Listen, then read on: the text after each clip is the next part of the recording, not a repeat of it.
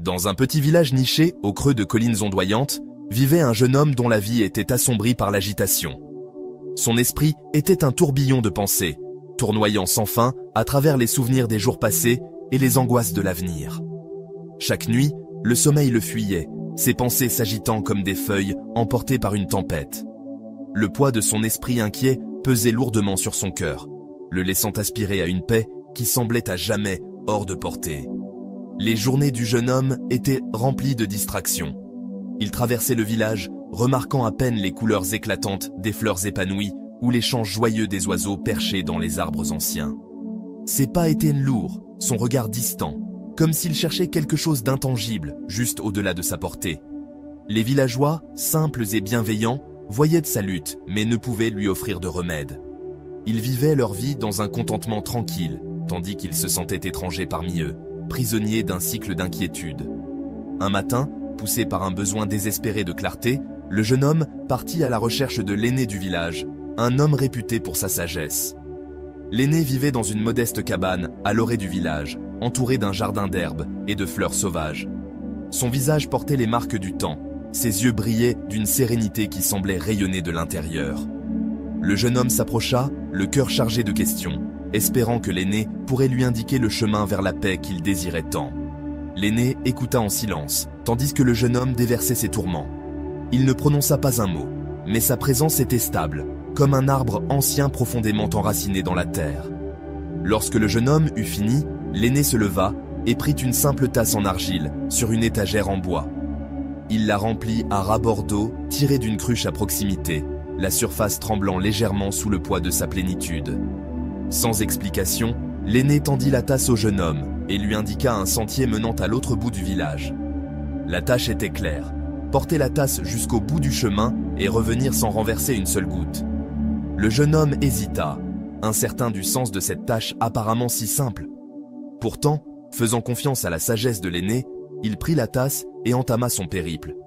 Le chemin était inégal, serpentant à travers le cœur du village.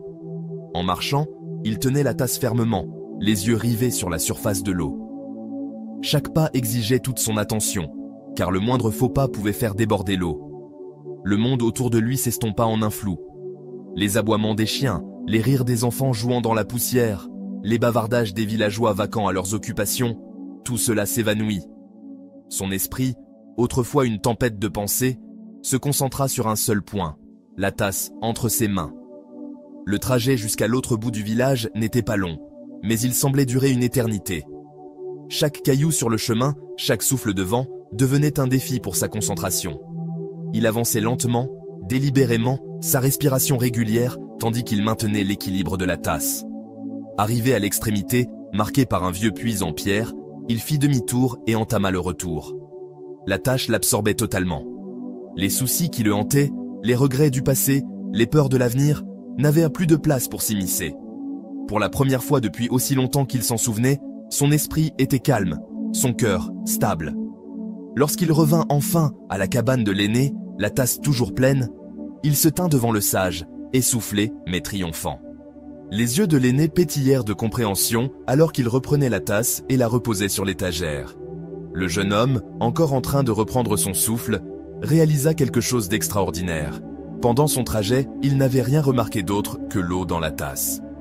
Le village, avec tous ses bruits et ses images, avait disparu de sa conscience. Son esprit avait été pleinement présent, ancré dans la tâche à accomplir. L'expression de l'aîné s'adoucit et il fit signe au jeune homme de s'asseoir. Dans le silence qui suivit, la sagesse de l'aîné se déploya comme une fleur s'ouvrant au soleil. La véritable paix, transmit-il, ne se trouvait pas en fuyant le monde ou en poursuivant des rêves lointains. Elle n'était ni dans le passé, ni dans l'avenir, ni cachée dans des lieux éloignés. La paix était déjà en lui, attendant d'être découverte en vivant pleinement l'instant présent. La tasse d'eau avait été un outil, une manière de montrer au jeune homme comment ancrer son esprit agité.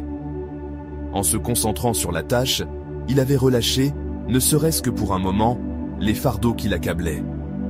Le jeune homme resta silencieux, les paroles de l'aîné pénétrant profondément son âme. Il comprit que sa souffrance ne venait pas du monde qui l'entourait, mais de ses propres pensées vagabondes. Le passé, avec ses regrets, ne pouvait être changé. L'avenir, avec ses incertitudes, ne pouvait être contrôlé. Mais le présent, cet instant, cette respiration, était à lui pour l'embrasser. Cette prise de conscience était comme une clé tournant dans une serrure, ouvrant une porte qu'il ignorait exister. À partir de ce jour, la vie du jeune homme commença à changer. Il retourna dans sa petite maison, mais elle semblait différente, comme si les murs eux-mêmes s'étaient adoucis. Il commença à mettre en pratique ce que l'aîné lui avait montré, s'ancrant dans le présent. Quand il mangeait, il savourait la chaleur du pain et la douceur des fruits. Quand il marchait, il sentait la terre sous ses pieds et la brise contre sa peau. Quand des pensées du passé ou de l'avenir survenaient, il ramenait doucement son attention au moment présent, comme on guide un enfant égaré vers la maison. Les villageois remarquèrent le changement. Les pas du jeune homme étaient plus légers, ses yeux plus brillants. Il souriait davantage, non pas parce que ses circonstances avaient changé, mais parce que lui avait changé. Le monde autour de lui semblait rayonner d'une nouvelle vie. Le bruissement des feuilles, la chaleur du soleil, les rires des enfants devenaient des cadeaux à chérir. Le sommeil, autrefois un étranger, venait désormais facilement, son esprit n'étant plus un champ de bataille de pensées agitées. Le voyage du jeune homme ne l'avait pas conduit loin du village, mais il l'avait transformé.